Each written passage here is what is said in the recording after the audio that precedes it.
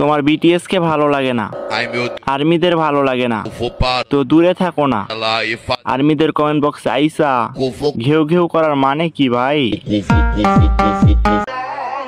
মেয়ে তুমি যতই সুন্দরী হও না কেন, যদি তুমি বিটিএস আর্মি হও, ফ্রিতে দিলেও তোমাকে ধন্যবাদ।